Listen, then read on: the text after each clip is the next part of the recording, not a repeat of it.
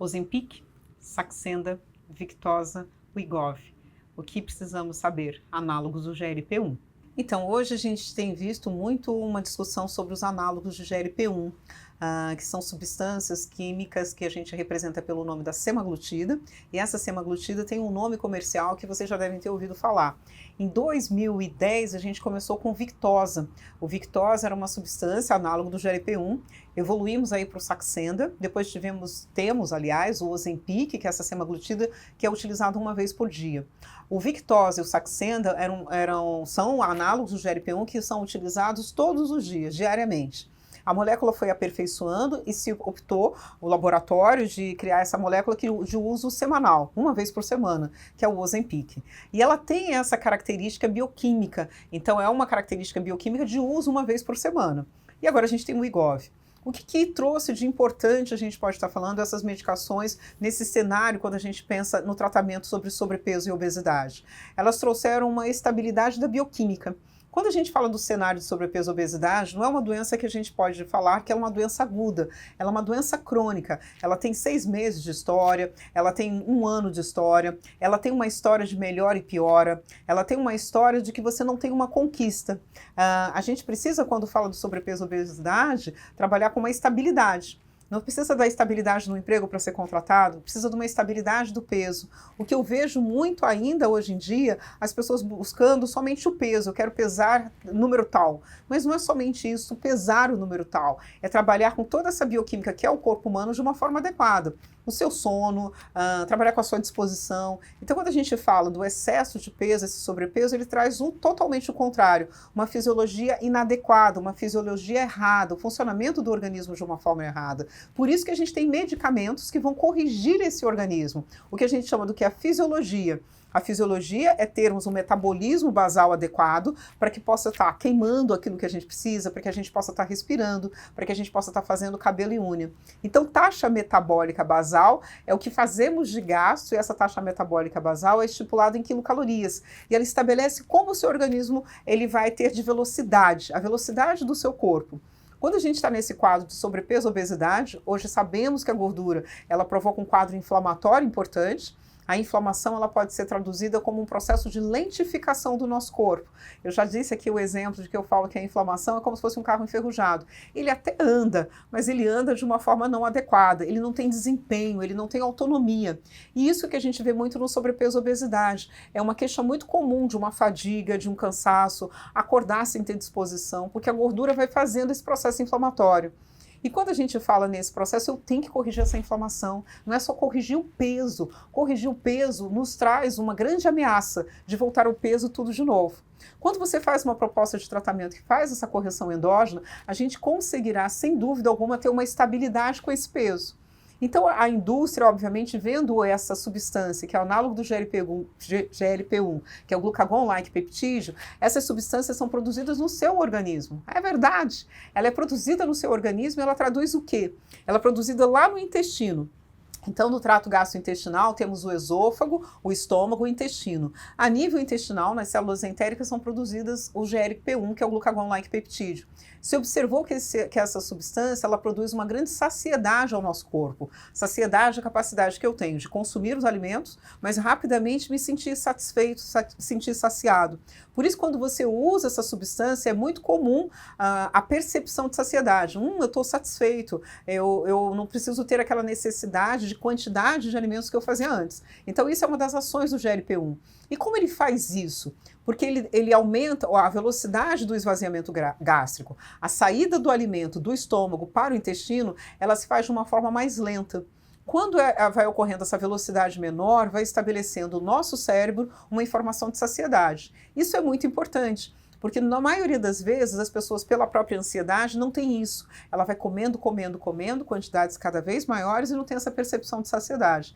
Aí que essas substâncias, que esses medicamentos ganharam a frente por estabelecer essa saciedade.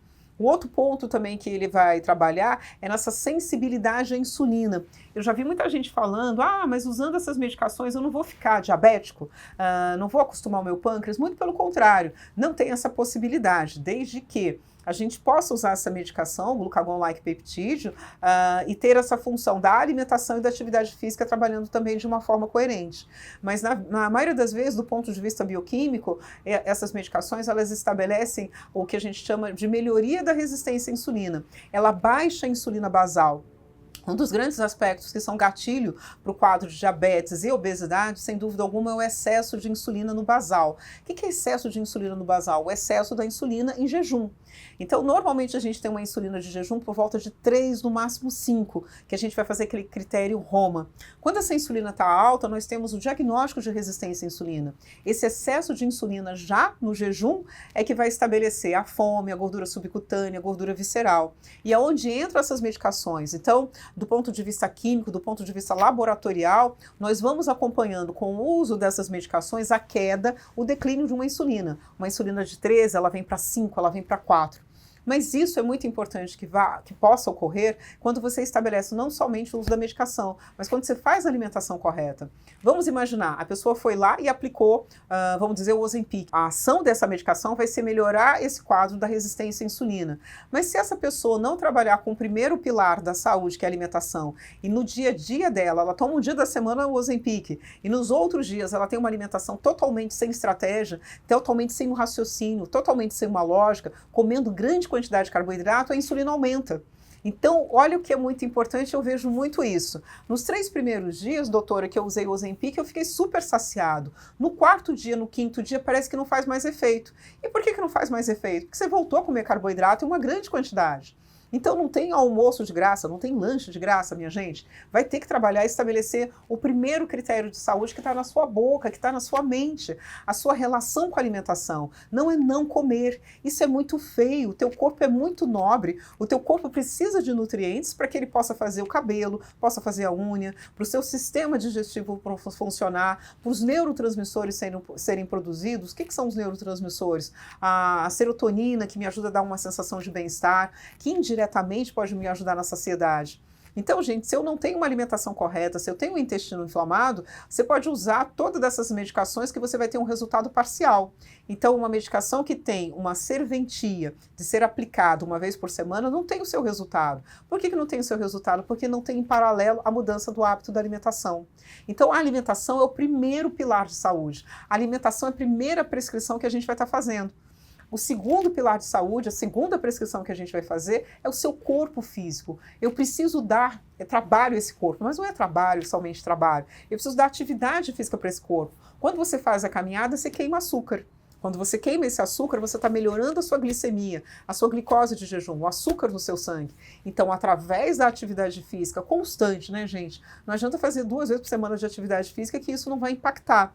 Mas quando você tem uma relação e uma frequência adequada com a atividade física, tanto exercício aeróbico, tanto exercício que possa melhorar a sua massa muscular, você ganha o quê? Sensibilidade dessa insulina.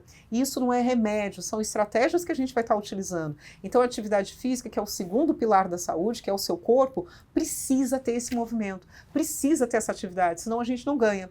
E o terceiro lugar que vão ficar os medicamentos. E aí, no caso, a gente falou de semaglutida, mas não é só a semaglutida. Precisamos melhorar o seu intestino. Então, a gente precisa usar também os lactobacilos que possam ajudar no processo inflamatório. Sabemos que, às vezes, temos pessoas que não têm absorção dos nutrientes de uma forma adequada.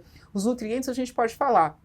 Eu consumi a carne vermelha, e a carne vermelha tem o ferro, tem a vitamina B12. Mas se eu não tiver o meu estômago, onde absorve a vitamina B12, que é o fator intrínseco de Castle, adequado, se eu não tiver um intestino adequado, eu não consigo absorver o de melhor que esses nutrientes trazem. Por isso, quando a gente fala no terceiro pilar de saúde, que é a parte endógena, não adiantará a gente usar somente essas medicações, vai precisar usar o intestino, vai melhorar esse intestino, a qualidade desse intestino, vai precisar identificar e melhorar, está inflamado ou não está inflamado, vai precisar melhorar e identificar os neurotransmissores, vai precisar e melhorar e identificar o cortisol, o estresse. Então, a parte endógena não é uma via metabólica, são todas essas vias metabólicas que, quando somada, vão nos traduzir um quadro de saúde, vão nos traduzir um quadro de bem-estar. Por favor, não façam o que ocorreu, e a história, infelizmente, parece estar se repetindo. Quando as pessoas usam somente a medicação e elas estão falando de uma refratariedade. O que é isso, Suzy? Usar o medicamento não tem resultado. O medicamento ele vai resolver um lado da fisiopatologia. E vimos isso alguns anos atrás. Quem não se lembra?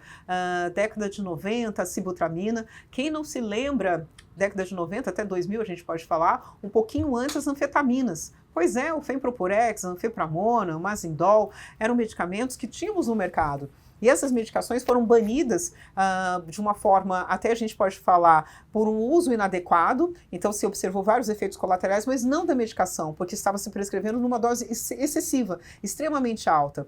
Quando se deposita o tratamento, quando a gente fala de sobrepeso e obesidade, em apenas um pilar, ou seja, farmacológico, medicamento, estaremos fadados, infelizmente, ao não sucesso. Estaremos fadados, mais uma vez, infelizmente, à decepção. Ah, meu corpo não funciona, mas não é que o seu corpo não funcione, é que foi feito apenas e exclusivamente uma única estratégia.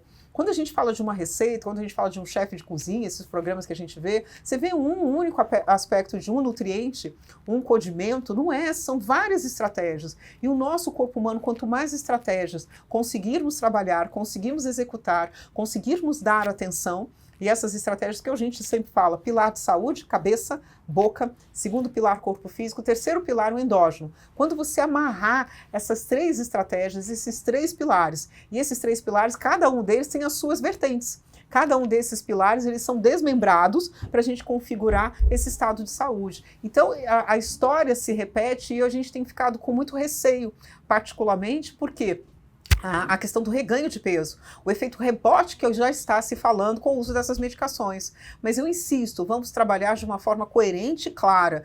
Esse efeito rebote vai acontecer sim, se a pessoa trabalhar somente com um leque, se ela trabalhar somente com uma ferramenta. Precisamos ter essa unidade, precisamos ter esse pilar, precisamos ter essa sequência para que a gente possa falar de saúde. Saúde é complexa, ela não é somente superficial, vou ali e tomo um remedinho. A gente precisa, além desse remedinho, não colocando de uma forma negativa, não colocando de uma forma inferiorizada. O remédio é muito importante, sim, mas ele não é a ferramenta única. O ser humano precisa de vários outros estímulos. Então, num primeiro momento, quando você trabalha com o não inflamação, trabalhar com o intestino, trabalhar com a semaglutida, mas em paralelo trabalhar com os outros dois setores. O que, na minha opinião, é a melhor proposta de trabalho quando a gente veio para o peso ideal, mas não somente o peso, o que a gente fala que os pilares de saúde, disposição, estado de ânimo, intestino funcionando bem, não é somente o peso que vai falar sobre sucesso do tratamento ou não. O que vai falar sobre o sucesso do tratamento é como você se sente. Isso é totalmente importante para a gente, não é somente um número é muito pouco. E hoje, com o advento que a gente já faz há muito tempo da bioimpedância, a gente sabe, às vezes um peso de 50 quilos não necessariamente significa dizer uma pessoa saudável. Às vezes essa pessoa tem 50 quilos e ela tem um endógeno muito ruim, uma taxa metabólica basal baixa, velocidade do corpo, tem gordura subcutânea, tem gordura visceral e tem 50 quilos. Então, quando a gente fala desse processo de sobrepeso, nós falamos de um tratamento e um acompanhamento que ele é multidisciplinar. Precisa de várias estratégias para a gente poder sedimentar. E uma vez que tenha se estabelecido, entre aspas, esse peso ideal, mas não é o peso, essa composição ideal, taxa metabólica basal, gordura subcutânea, gordura visceral, a gente precisa ter uma estabilidade nesse quadro. Então não dá para a gente alcançar esse objetivo e eu deixo e desaprendo tudo aquilo que eu aprendi, gente. Isso que não pode. A gente vai ter que continuar trabalhando nesses pilares de saúde. E quando a gente fala nos pilares da saúde, a gente tem aí várias sociedades que trabalham comendo seu carboidrato e não tem essa preocupação com peso, porque eles estabelecem uma questão que é fundamental, que é o equilíbrio. Então não pode ser nunca mais, mas ele pode estar presente em determinados alimentos no seu dia a dia, sim, que possam lhe dar prazer, que possam lhe dar palatabilidade, mas eles devem ser consumidos com elegância. Tomar cuidado com o emocional. Na verdade, quando a gente vê esse emocional muito importante, eu preciso de um carboidrato à tarde, eu preciso de um doce, eu preciso de um café. Nada mais, nada menos que esses sinais e sintomas, essas queixas clínicas, elas estão muito associadas a alterações dos neurotransmissores. Então, por isso que eu falo, eu vim de um período em que a gente poderia falar somente desses medicamentos, mas tem vários desses pilares que a gente precisa estar atento quando a gente vai falar de tratamento. Não é um tratamento único, é um tratamento multidisciplinar, é um tratamento multifatorial, porque o sobrepeso e a obesidade não é uma doença única, ela é multifatorial e temos que trabalhar em todos os fatores para que a gente possa ter sucesso. E esse sucesso não é só uma medida de qual o peso que eu quero chegar, ele é uma medida de qual a saúde que eu quero chegar. Isso que é importante, estabelecer metas para isso, estabelecer um propósito. E, gente, é uma jornada. Isso não é para 3 meses, 6 meses, às vezes vai ser um processo de 1 ano, mas ele vai ter o quê? Calibragem, ele vai ter que ter uma percepção, porque na verdade teremos que modificar toda a sua fisiologia, uma fisiologia cansada, fadigada, uma fisiologia inflamada, por uma fisiologia limpa, que eu falo, de disposição, de estado de ânimo, e para fazer isso leva um tempo, e às vezes nesse caminho a gente pode desvirtuar um pouquinho, então por isso que vai levar um tempo para a gente poder trabalhar e a sua mente ter essa percepção, a gente ter essa volta ao ser humano na sua potência, na sua elegância, que é o estado de saúde. Então as medicações, elas não podem ser consideradas como vilãs e não podem ser consideradas como a única forma que eu conseguirei obter resultado. Elas vão estar presentes sim no nosso roteiro, mas elas têm que estar presentes também associadas de alimentação e associadas de atividade física. Aí a gente tem um eixo perfeito, aí a gente tem um equilíbrio perfeito. Não é só em uma ferramenta, não se iluda, não vamos repetir o erro. A questão do rebote, o reganho de peso, ela está acontecendo muito, mas não é por falência do medicamento, e sim por falência nas outras estratégias que precisamos ter. Cuida da sua saúde, é o nosso grande bem, é a gente estar bem. E você tem essa saúde cuidando dela, é isso que eu te aviso.